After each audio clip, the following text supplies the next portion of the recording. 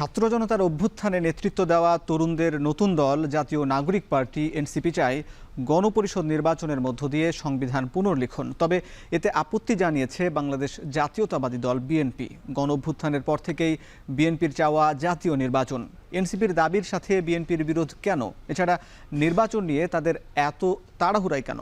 এসব নিয়ে আলাপ করব একজন বিএনপি নেতার সঙ্গে। দর্শক দেখছেন ভোটের ট্রেনের 107তম পর্ব, সঙ্গে আছি আমি হাসিব বিল্লাহ। দর্শক, আমরা আলোচনায় যাব তার আগে চলুন দেখে নিই আজ ভোটের মাঠে কে কি আলাপ করেছেন, আলোচনাগুলো দেখে নিতে চাই। আজকে নির্বাচন কমিশনার সানাউল্লাহ তিনি বলেছেন, আমরা একটু দেয়ালে দেখি। নির্বাচন কমিশনার সানাউল্লাহ বলেছেন, প্রবাসীদের ভোটাধিকার নিশ্চিতে পোস্টাল ব্যালট, অনলাইন এবং প্রক্সি ভোটিং এই তিনটি বিকল্প পদ্ধতি নিয়ে এগোচ্ছে নির্বাচন কমিশন। এবং তিনি বলেছেন যে প্রক্সি ভোটিং ব্যবস্থায় একজন ভোটার তার আস্থার ব্যক্তিকে নির্ধারণ করবেন যিনি তার পক্ষে ভোট দেবেন। এটি চালুর জন্য প্রযুক্তিগত, আইনি ও প্রশাসনিক দিকগুলো খতিয়ে দেখা হচ্ছে।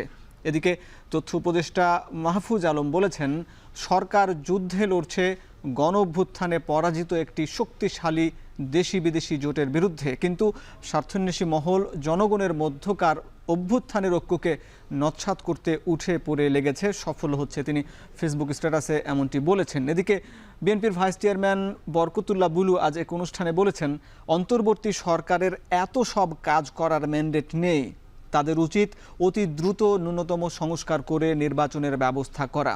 এদিকে এক ইফতার পার্টিতে জাতীয় নাগরিক পার্টি এনসিপির আহ্বায়ক নাহিদ ইসলাম বলেছেন, নির্ধারিত সময়ের মধ্যেই আইনসভা নির্বাচন ও গণপরিষদ নির্বাচন একসাথে সম্ভব।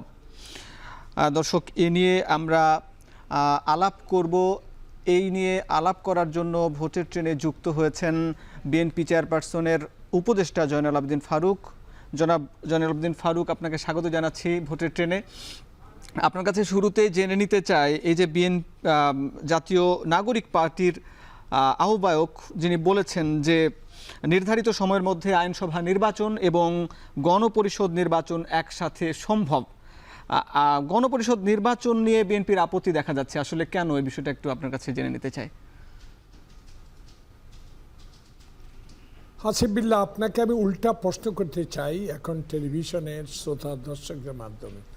দলটি গঠিত হয়েছে কয়েকদিন আগে, এদের আন্দোলন সংগ্রামের ইতিহাস আছে। ছাত্র জনতার আন্দোলনে এদের অংশগ্রহণ জনগণের মধ্যে একটা প্রচুর সমর্থন জুগিয়েছে। এই আন্দোলনটা শুধু তো জুলাই আগস্টের বিপ্লব না, আন্দোলন না। এই আন্দোলনে তো বিগত 16 বছর আমাদের নেতা তারেক রহমানের নেতৃত্বে সূচনা শুরু হয়েছিল। তিলে তিলে তিলে করে আমরা জেল জুলুম খেটে এই আন্দোলনকে এই পর্যন্ত নিয়ে এসে যখন বৈষম্য বিরোধী, কোটা বিরোধী আন্দোলন বৈষম্য বিরোধী আন্দোলনে রূপান্তরিত হলো, তখনই আমাদের নেতা তারেক রহমান স্পষ্ট বলে দিয়েছেন, সকল রাজনৈতিক দল বিগত দিনে ফ্যাসিস্ট হাসিনা সরকারের বিরুদ্ধে আন্দোলনে যারা আছেন সবাই এই বৈষম্য বিরোধী ছাত্র আন্দোলনের এই আন্দোলনে শরিক হন। আমরা শরিক হয়েছি। ফ্যাসিস্ট হাসিনা সরকার বিদায় নিয়েছে, দেশে একটি নির্বাচন আশা করে 18 কোটি মানুষ। সে 18 কোটি মানুষের দাবি এখন একটি, জরুরি ভিত্তিতে অনতিবিলম্বে কিছুটা সংস্কার করে একটা জাতীয় নির্বাচন উপহার দেওয়া। ইতিমধ্যেই ছাত্র বৈষম্য নেতারা যারা সরকারে ছিলেন তারা পদত্যাগ করে নতুন দলের আহ্বায়ক হয়েছেন, স্বাগত, অবশ্যই স্বাগত আমরা জানাবো। গণতান্ত্রিক দেশে দল হবে, সংগঠন হবে, মানুষের সেবা করবে, মানুষের কাছে যাবে, মানুষের গ্রহণযোগ্যতা অর্জন করবে, এটাই তো নিয়ম। ইতিমধ্যে এখনও তাদের ম্যানিফেস্টোটা পুরো আমরা পাইনি। তারা এখনই আমাদের উপরও দোষারোপ করার চেষ্টা করছে। আপনিও তার সাথে আমার মনে হয় এককভাবে বলে যাচ্ছে চেষ্টা করছেন, বা এখন টেলিভিশনের দর্শক শ্রোতাদেরকে এই ট্রেনের এই অনুষ্ঠানে বুঝাতে চাচ্ছেন আপনিও, যে নাগরিক পার্টির পক্ষ থেকে যে আমরা শুধু নির্বাচন চাচ্ছি, কেউ নির্বাচন চাচ্ছে না। বাংলাদেশের জরিপগুলো আপনি পর্যালোচনা করে দেখেন, মানুষের কাছে যান, মানুষ কি চায়। মানুষ চায় হাসিনা 16 বছর গণতন্ত্র হত্যা করেছে, সাংবিধানিক প্রতিষ্ঠান ধ্বংস করেছে, মানুষের অধিকার ক্ষুণ্ণ করেছে, আয়নাগর তৈরি করেছে, নির্যাতন করেছে, 60 লক্ষ মামলা দিয়েছে, 40 লক্ষ মামলা, 60 লক্ষ লোক আমরা এই মামলা আসামি হয়েছি।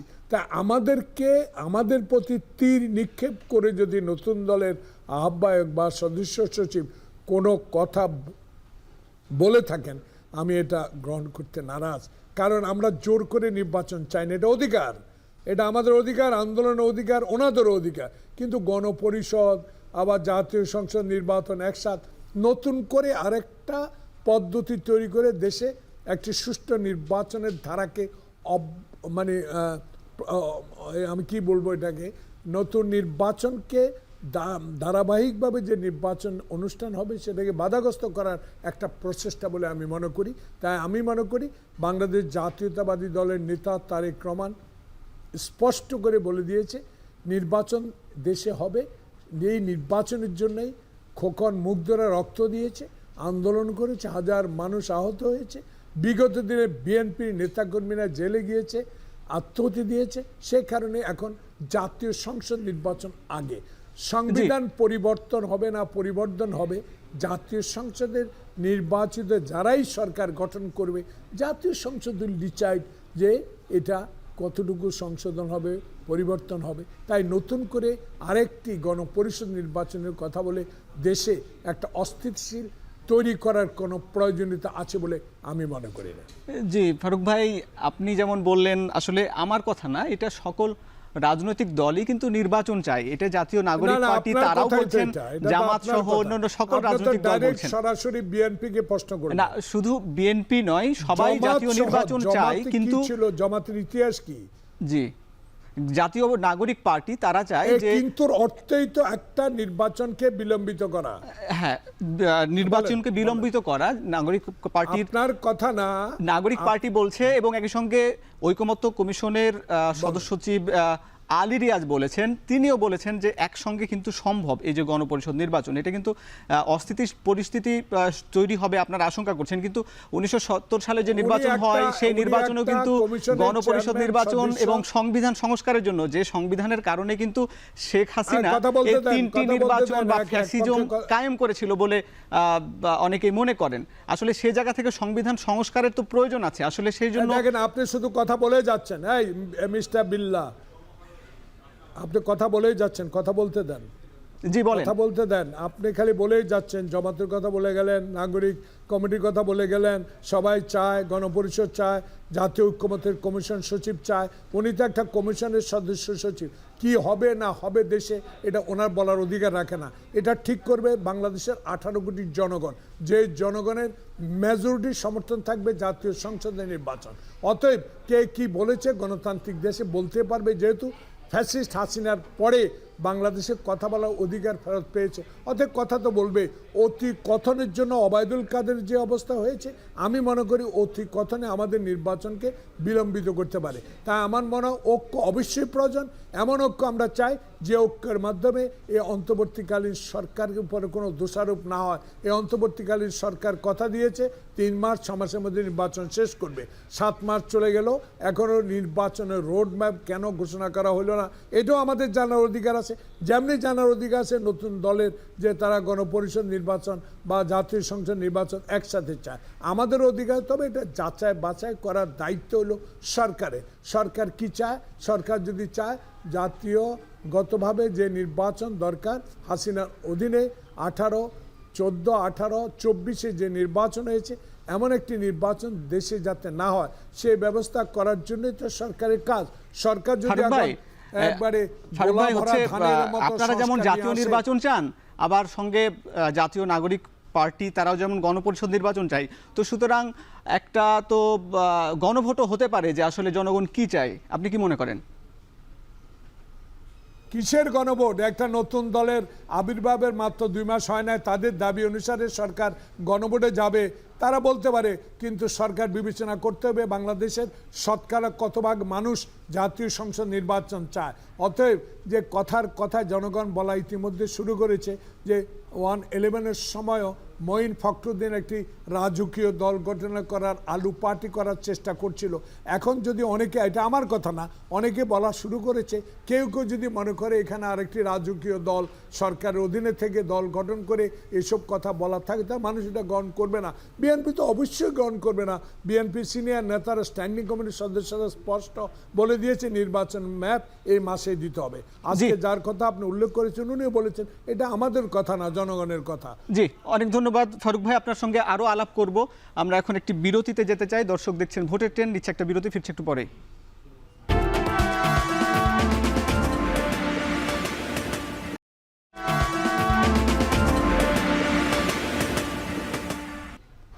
বিরতির পর স্বাগত। দর্শক দেখছেন ভোটের ট্রেন। ভোটের ট্রেনে আলোচনায় যুক্ত আছেন বিএনপি চেয়ারপারসনের উপদেষ্টা জয়নুল আবদিন ফারুক। ফারুক ভাই, আপনার সঙ্গে আলাপ করছিলাম, আবার ফিরে যাচ্ছি আলোচনায়। তথ্য সম্প্রচার উপদেষ্টা মাহফুজ আলম বলেছেন গতকাল ফেসবুক স্ট্যাটাসে যে সরকার যুদ্ধে করছে গণঅভ্যুত্থানে পরাজিত একটি শক্তিশালী দেশি বিদেশি জোটের বিরুদ্ধে এবং কিছু স্বার্থন্বেষী মহল জনগণের অভ্যুত্থানের ঐক্যকে নস্যাৎ করতে উঠে পড়ে লেগেছে এবং তারা সফলও হচ্ছে।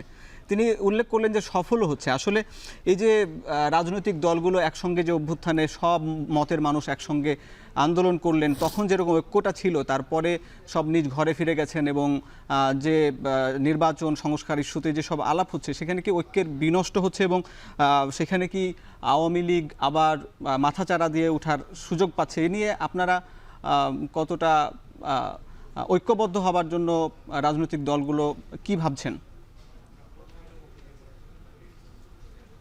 আমি বুঝতে পারি না, উনি তো শপথ নিয়েছে কয়েকদিন আগে এবং মন্ত্রণালয়ের দায়িত্ব পেয়েছেন। উনি একটি নতুন রাজনৈতিক দলের সদস্যও না, কিন্তু স্টার্টাসে উনি ঐক্যের কথা বলছেন। ঐক্য বিনষ্ট হচ্ছে এমন কিছু আমি এখনও লেশ পাই নাই। আমার মনে হচ্ছে যে তত্ত্বাবধায়ক প্রধান ডক্টর প্রফেসর মোহাম্মদ ইউনূস সাহেব বলেছেন, যখন আপনারা সবাই আমার কাছে আসেন আমার সাহস বেড়ে যায়, আমি যখন একা থাকি আমার সাহস হারিয়ে ফেলি। তাই এটা তো ঐক্য আছে।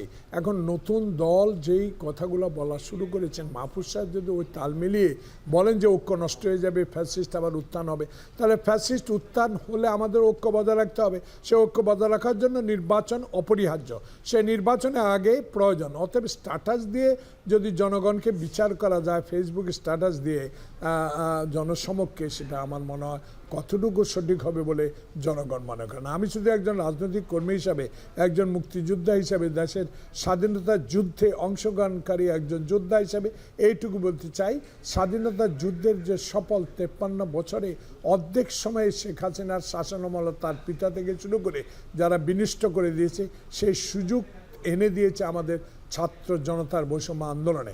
সে ঐক্যকে ধরে রাখতে হলে এখন সবাই ঐক্যবদ্ধভাবে কাজ করতে হবে গণতন্ত্রের পক্ষে। সে ঐক্যবদ্ধভাবে কাজ করা, গণতন্ত্র অর্থ হলে নির্বাচন, জনগণের রায়কে মেনে নিয়ে যেই দলই সরকার গঠন করবে তাকে সমর্থন দিয়ে দেশে ফ্যাসিস্টের বিরুদ্ধে একমত হয়ে দেশ শাসন করা। জি, এবং একই সঙ্গে আরেকটা বিষয় জানতে চাই যে জামাত তারা স্থানীয় সরকার নির্বাচনের পক্ষে কথা বলছে এবং আপনি জানেন যে সারা দেশে বিভিন্ন জায়গায় যে স্থানীয় সেবা মানুষ পাচ্ছে না, তো সে জায়গায় কি স্থানীয় সরকার যদি আসে সেক্ষেত্রে আরও মানুষ সুবিধা পাবে? এই ক্ষেত্রে বিএনপির অবস্থানটা কি, আপনি একটু পরিষ্কার করবেন? আমার বিএনপির অবস্থান স্পষ্ট। 16 বছর ধরেই সেবার নামে চলছে অসেবা, লুটপাট, ধ্বংস, বিনষ্ট, অর্থ পাচার, মানুষকে জেলে দেওয়া, বিনা কারণে মানুষকে মামলা দেওয়া। সে থেকে তারা ইউনিয়ন পরিষদও মানে রক্ষা পাবে না, কারণ ইউনিয়ন পরিষদের চেয়ারম্যানের নির্বাচনও সুষ্ঠু হয়নি। যাদের মাস্তান তারাই হয়েছে। সে কারণে এখন যে হারে চলছে এই সরকার যেভাবে চালাচ্ছে, তাহলে যতই বিলম্বিত হবে তারাই আরও শক্তিশালী হবে। অতএব আমার মনে হয় যত দ্রুত একটা নির্বাচন দিয়ে, এই নির্বাচন পরে জাতীয় সংসদ ঠিক করবে স্থানীয় সরকার নির্বাচন কখন হবে। তাই আমরা যারা আজকে জাতীয় সংসদ নির্বাচন আগে দাবি করছি, তাদের যুক্তি হলো আগে একটি দলীয় সরকার, অর্থাৎ গ্রহণযোগ্য সরকার, সুষ্ঠু নির্বাচনের সরকার গঠিত হোক। সেখানে পার্লামেন্টে ডিসাইড করবে কখন স্থানীয় সরকার নির্বাচন হবে।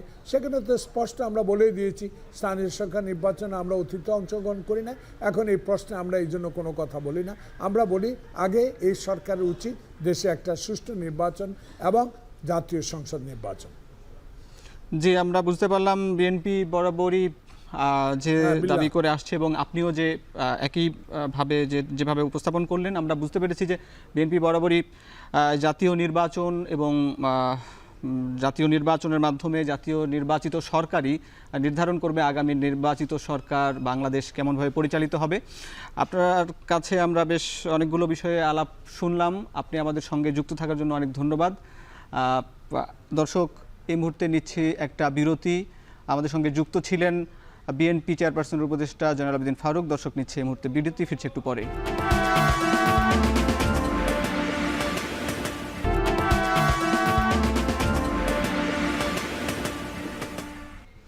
বিরতির পর স্বাগত। দর্শক, দেখছেন ভোটের ট্রেন।